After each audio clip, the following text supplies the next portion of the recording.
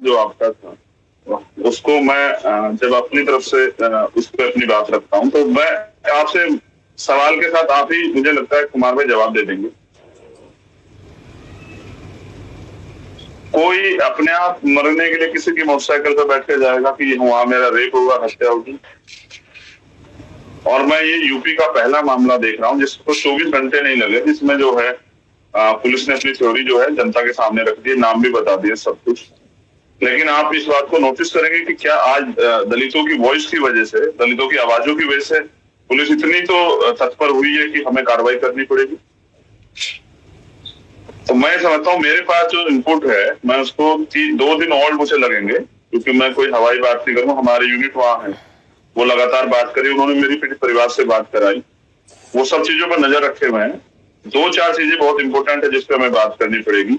मैं पुलिस की थ्योरी को अभी गलत नहीं कहूंगा, पुलिस अपना काम कर रही है, पुलिस पे हमें भरोसा होना चाहिए, वो जांच करे, वो निष्पक्ष कार्रवाई करे। लेकिन हमें ये भी नोटिस करना पड़ेगा कि वहां उस क्षेत्र में ये घटनाएं पहली घटनाएं नहीं, ये घटनाएं बढ़ रही हैं लगातार, और उस पर पुलिस का क्या रवैया, उस पर पुलिस क्या कार्रवाई कर रही है। जिस तरह से पुलिस रात पीड़ित परिवार को अपनी बात रखने के ऊपर डराने धमकाने काम कर रही थी, ये कहां तक सही? तो मुझे 2 दिन लगेंगे, मैं सारी कहानी जो मुझे हमारी टीम के नॉलेज में आएगी उस पर हम अपनी अपनी रिपोर्ट रखेंगे, साझा करेंगे ट्विटर पे भी, और अपने मैं जब जाऊंगा परिवार से उनसे मिलकर बात रखूंगा। आप अभी पुलिस की थ्योरी से सहमत है कि नहीं? जो पुलिस ने थ्योरी दी है, मैं फिर कह रहा हूँ कि पुलिस ने थ्योरी दी है। बेसिकली पुलिस है क्या, ये भी समझना पड़ेगा। पुलिस एक पार्ट ऑफ गवर्नमेंट, वो गवर्नमेंट का एक हिस्सा है, गवर्नमेंट के जरिए, गवर्नमेंट उनके जरिए काम कराती है। तो पुलिस भी बहुत सारी चीजें सरकार के आदेश पे करने वाली है। जैसे अगर मैं जाऊंगा, मुझे रोकना है नहीं रोकना, ये पुलिस सरकार के आदेश पे तय करेगी। मैं जाऊंगा और मुझे वापस लौटा दे जाएगा, पुलिस सरकार पे तय करेगी। हाथरस का घटना में याद, आपको अगर याद हो तो मुझे गिरफ्तार करके वापस छुटमलपुर मेरे घर पे लाके छोड़ा गया। तो पुलिस की थ्योरी जो है, मैंने बहुत सारी पुलिस की थ्योरी झूठी देखी, आप देख लो। Hathras ADG law and order ने कहा कि रेप नहीं हुआ, फिर सीबीआई जांच की मांग की, सीबीआई जांच हुई, और फिर रेप में एफआईआर दर्ज हुई। तो पुलिस की थ्योरी और सच जो है वो तो अभी सामने आएगा धीरे धीरे। अभी तो पुलिस ने अपना पल्ला झाड़ने के लिए जो चीजें की, और उनको करने दीजिए, अच्छा करने दीजिए। आईजी वहां गई, आईजी लखनऊ वहां गई, तो मैं तो चाहता हूँ पुलिस अपना काम करे और आसानी से करे। उनके मन में भय ना हो कि अब कोई आके हंगामा करने वाला, मैं तो वैसे भी नहीं करने वाला हंगामा। मैं तो तब जब नाउम्मीद हो जाऊंगा तब वहां पे पूरी ताकत से जाऊंगा, और इतनी ताकत से जाऊंगा कि फिर पुलिस जोर लगाए। और मैं वकील हूँ, पढ़ा लिखा हूँ, तो जाना भी जानता हूँ। आपको याद है लखीमपुर खीरी में मैं मोटरसाइकिल से गया 7 घंटे चला के, तो मैं जाना भी जानता हूँ। अब बात आपके दूसरे सवाल पे करते हैं कि जैसे आरोपियों के नाम पता लगे, तो मैं आपको, कल मैं बिहार में था 2 दिवसीय कैडर कैंप में। मैं रात 9:30 बजे फ्लाइट मैंने वहां से ली। कैडर कैंप में मैं किसी का फोन नहीं यूज करता हूँ, क्योंकि मैं अनुशासन जब सबको कहता हूँ तो अपने आप ही अनुशासन में रहता हूँ। जब मैं एयरपोर्ट पे उतरा तो मेरे पास बहुत सारे टीम के मैसेज पड़े थे कि इतनी बड़ी घटना हुई और ये सब चीजें। तो फिर मैंने उस पर 12 बजे से 1 मिनट पहले अपने रूम पे पहुंचे पहले मैंने उस पर ट्वीट किया कि भाई तब तक कोई मुझे लगता है कोई शायद पुलिस ने अपनी बात नहीं रखी थी कि कौन आरोपी क्या है। फिर मैंने सुबह ट्वीट किया, उठते ही जो है अपनी बात को रखते, फिर मैंने ट्वीट किया, जो मैंने देखा कि अभी क्या चल रहा है। और मैं ये कह रहा हूँ, जिनको वोटों के नफा नुकसान सोचना है वो ना जाए, लेकिन जिनको अपने समाज के प्रति दर्द है वो तो जाएगा। तो ये आरोपी कोई होते, अगर ये दलित जाति के होते तो भी मैं जाता। और बेसिकली जाने के पीछे कारण क्या है कि जब डीएम परिवार को धमकाने लगे, एसएसपी जो है पीड़िता के सबको जबरन जला दे और पीड़ित परिवार को पीटा जाए, तब दिग्विजय की जिम्मेदारी ज्यादा हो जाती है कि वो स्ट्रांगली लड़े कि सरकार तानाशान हो। लेकिन एक सवाल मेरा यहाँ बनता, हाथरस की घटना निर्मम घटना थी या नहीं थी? मैं आप तीनों साथियों जानना चाहता हूँ, क्या हाथरस की घटना दिल को चीर देने वाली थी या नहीं थी? बिल्कुल थी। तो कोई सारे महिला नेता तो बीजेपी में भी हैं, क्या एक नेता ने कुछ बोला? यहाँ तो एजेंडे जो है जाति धर्म और पार्टी देख के तय होते हैं। आज तो सब बोलने लगे, जैसे वो भी इंतजार कर रहे थे कि आरोपी पता लग जाएगी जाति धर्म के। अगर मुसलमान होंगे तो वहां जाएंगे मोर्चा लेके कि देखो अब्दुल निकल गया, ये निकल गया, वो हो गया है। और मुझसे भी लिख रहे हैं कि भाई आओ, अब क्यों नहीं आएंगे? चंद्रशेखर तो आएगा, लेकिन आप बताओ कि हाथरस की बच्ची के उनके परिवार के आंसू पूछने कोई बीजेपी का नेता गया? स्मृति ईरानी जी और तमाम महिला नेता जो है, इतनी नेताएं हैं बीजेपी में, इतनी एमपी गई कोई? तो मैं उनसे उम्मीद नहीं करता हूँ। महिला आयोग कहाँ था? कहीं भी नहीं। इतने रेप होते हैं, महिला आयोग कहाँ है? कहीं भी नहीं। लेकिन मैं जानता हूं कि जिनको जाति धर्म देखकर एजेंडा सेट करना, नफा नुकसान होते हुए करें, लेकिन इनकी आवाज उठाने के लिए, हर कमजोर की आवाज उठाए, हर बहन की आवाज उठाने के लिए चंद्रशेखर तो और वो खड़ा मिले। यहाँ हरिद्वार में चुनाव मुझे इसकी परवाह नहीं, मुझे परवाह है कि उस परिवार के साथ अन्याय न हो, तो मैं जानता हूँ। जी चंद्रशेखर जी, लेकिन क्या आपको लगता है कि वाकई इतना असंवेदनशील हो गया है? क्योंकि सवाल वही है, जैसे पॉलिटिकल पार्टीज, बीजेपी की तरफ से कपिल मिश्रा है, अपने आप को ट्विटर पर बीजेपी वर्कर लिखते हैं, उन्होंने 9 घंटे पहले ट्वीट किया कि जैसे ही आरोपियों के नाम सामने आए तमाम पार्टियों के अंदर सन्नाटा पसर गया, कोई वहां नहीं जा रहा है। कुछ ट्विटर पर बहुत सारे लोगों ने, जैसा आपने खुद कहा, आपका भी नाम लिखा कि चंद्रशेखर भी वहां नहीं देख रहे थे। वो परिवार को जब मैंने जो वीडियो पोस्ट की उसमें धमकी दे रहे हैं कि चाहे 2 घंटे बैठ जाओ, 4 घंटे बैठ जाओ, 24 घंटे दिन बैठ जाओ, 48 दिन बैठ जाओ, मैं बॉडी नहीं दूंगा। ऐसे जघन्य मामले में और ऐसे माहौल में कप्तान, जो वरिष्ठ पुलिस अधीक्षक वहां के गार्जियन है उसे लेकर, उनका ये बयान और उनका ये इस तरह का स्टेटमेंट पीड़ितों के साथ इस तरह का व्यवहार, ये स्पष्ट करता है कि पुलिस किस तरह से जो है डर और दबाव का काम जो है वहां कर रही है। तो मैंने फिर अब, क्योंकि हम पुलिस से उम्मीद करते हैं कि भाई पुलिस कार्रवाई करेगी, तो पुलिस ने जो कार्रवाई की है दिन में, उस कार्रवाई के बाद मैंने ये हमारी टीम के जरिए मैंने पीड़ित परिवार से बात की, उनके पिताजी से, उनकी माँ से, उनके भाइयों से, और हम वहाँ जो टीम है हमारी उनसे बात की।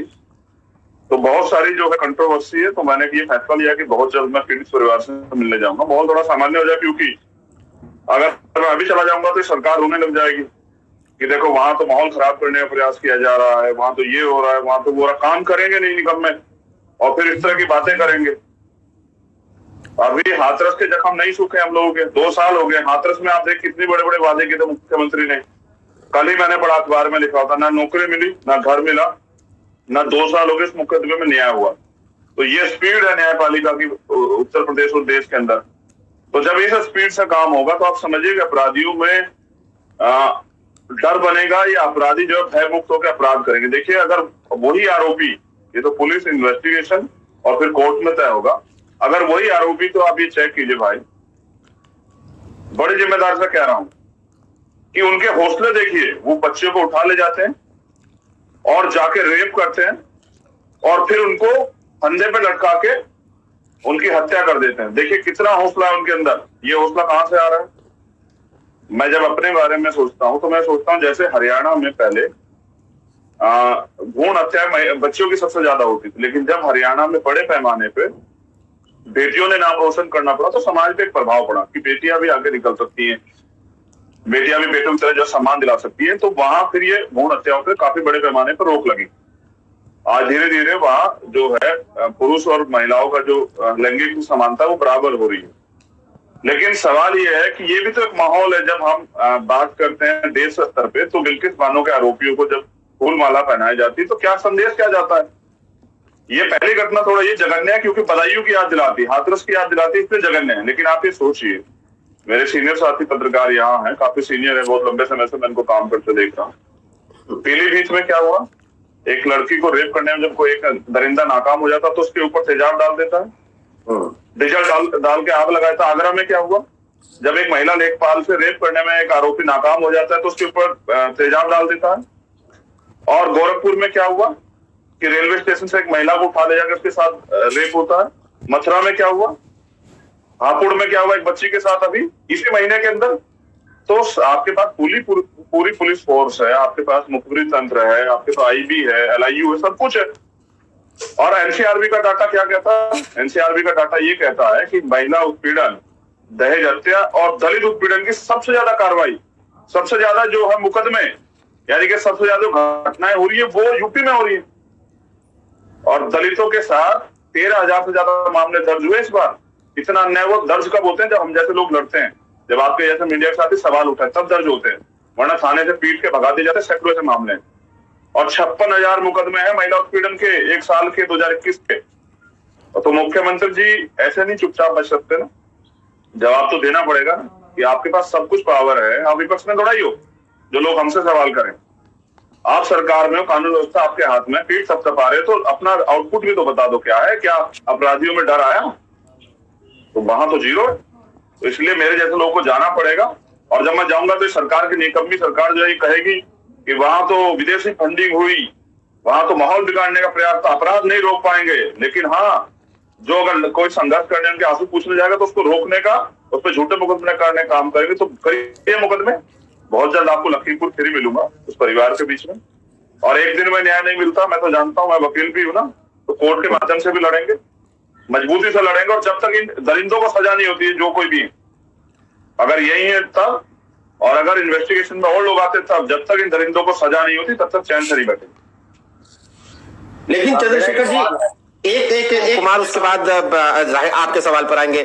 लेकिन चंद्रशेखर जी, सरकार तो ये दावा करती है कि पिछले 15 सालों में ऐसी कानून व्यवस्था कहीं रही नहीं। अभी मई में गोरखपुर में एक शिलान्यास कर रहे थे, योगी जी ने कहा कि निवेश के लिए बहुत माकूल माहौल बन गया है, ऐसी कानून व्यवस्था कभी नहीं रही। 100 दिन की जब सरकार 2022 की सरकार आने के बाद 100 दिन हुए तो सरकार ने बड़े आंकड़े जारी किए। एनसीआरबी के आंकड़ों का भी हवाला सरकार देती है कि वो कहते हैं कि महिलाओं के प्रति अपराध कम हुए हैं और इसलिए आंकड़ा ज्यादा है क्योंकि हम दर्ज करते हैं। तो सरकार तो 2022 में तो सरकार जो लोगों को जो वादे कर रही थी या लोगों को अपने वोटरों को अपनी तरफ खींच रही थी, उनमें कानून व्यवस्था एक बहुत बड़ा दावा था उनका, जबकि 2 साल पहले हाथरस हो चुका था। मेरा कहने का अर्थ यह है कि क्या इन घटनाओं को, आपको क्या लगता है कि क्या इन घटनाओं को लोग एक आध घटना के तौर पर 10-15 दिन का एक गुस्सा दिखाकर भूल जाते हैं? क्योंकि 2022 के चुनाव में हमने ये देखा कि हाथरस जैसा बड़ा कांड हुआ था, लेकिन यूपी वोट देते समय वोटरों ने उसी बीजेपी को वोट दिया। तो क्या ये सरकार जो है कानून व्यवस्था का कर के नाम पर अपनी पीठ थपथपाती है? इस तरह की घटनाएं होती हैं, इसके बावजूद लोगों पर कोई असर नहीं होता है। कम से कम हम वोट में तब्दील होता तो नहीं देखते हैं उसको। ऐसे में एज अ पॉलिटिकल पार्टी आप क्या करेंगे? लेकिन 2 चीजें हैं जी। पहली बात, जैसा आपने कहा कि मुख्यमंत्री ये कहता है, मुख्यमंत्री तो बहुत कुछ कहते हैं, मुख्यमंत्री का बुलडोजर भी है, मुख्यमंत्री का बुलडोजर जाति धर्म देख के चलता है, ये भी हम देखते हैं। अजय मिश्रा टैनी जी के घर पे तो नहीं चला था बुलडोजर, वो भी लखीमपुर खीरी के ही है, उनके घर पे तो नहीं चला बुलडोजर।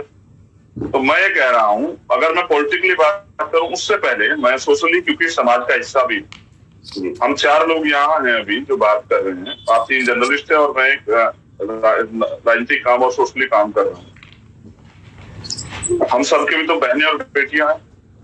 जब अपराध बढ़ेगा तो हमारी बच्चियां, हमारी बहनें भी तो स्कूल जाती हैं, बाजार जाती हैं। कल ये आग जब लगी है तो कल किसके घर तक नहीं जाएगी? आपने देखा अभी गाजियाबाद की साथ घटना है कि एक महिला को, जो महिला बाद में पता लगा कि विधायक जी की मां है, उनके कुंडल छीनते जाते हैं। कहाँ कानून व्यवस्था? मैं आपको कितनी घटनाएं गिनवाऊं? मगर आपको घटनाएं गिनवाने लगूंगा तो आप लोग जनता को इतना बड़ा चिट्ठा लेके बैठे। मैं तो रोज ट्वीट करता हूं, मैंने अभी बरेली घटना में ट्वीट किया, इसलिए किया, एक घटना है बदायूं की, और इसको आप जरा सा गौर कीजिएगा।